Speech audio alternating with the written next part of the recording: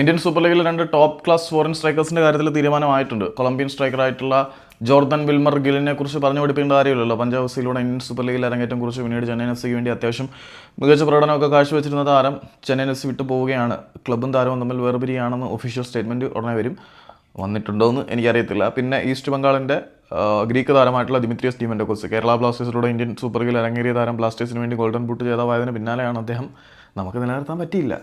പിന്നാലെ പുള്ളി ഈസ്റ്റ് ബംഗാളിലേക്ക് പോയി. ഈസ്റ്റ് ബംഗാളിൽ ഭേദപ്പെട്ട പ്രകടനം കാഴ്ചവെച്ചു എന്ന് പറയാൻ പറ്റില്ല. ഈസ്റ്റ് ബംഗാളിലെ പുള്ളിയുടെ സ്റ്റിംഗ് അത്യാവശ്യം മോശമായിരുന്നു എന്നുള്ളത് എടുത്ത് പറയേണ്ടതാണ്. പക്ഷേ ഈസ്റ്റ് ബംഗാൾ കുറേയധികം വിദേശ താരങ്ങളെ ഒഴിവാക്കുന്നുണ്ട്. പക്ഷേ ദിമിയെ ഒഴിവാക്കാതെ കൂടെ നിർത്താനാണ് ആഗ്രഹിക്കുന്നത്. പിന്നെ ഈസ്റ്റ് ബംഗാളിലെ താരമായുള്ള സോൾ ക്രിസ്പോയെ അവർ ഒഴിവാക്കിയാണ് എന്നാണ് അറിയുന്നത്. പക്ഷേ ക്രിസ്പോയ്ക്ക് വേണ്ടിയിട്ട് ഇന്ത്യൻ ഐ ലീഗിലെ ക്ലബ്ബുകളിൽ നിന്നും ഓഫറുകളും കാര്യങ്ങളും വരുന്നുണ്ട്. അപ്പം സോൾ ക്രിസ്പോയ്ക്ക് ഐ ലീഗ് ക്ലബ്ബുകളിൽ നിന്നും ഓഫർ വരുന്നുണ്ട്. ദിമി ഈസ്റ്റ് ബംഗാളിനോടൊപ്പം തുടരും. പിന്നെ നമ്മുടെ Jordan Wilmar Gil Chennaiyin FC വിട്ടുപോകുന്നു.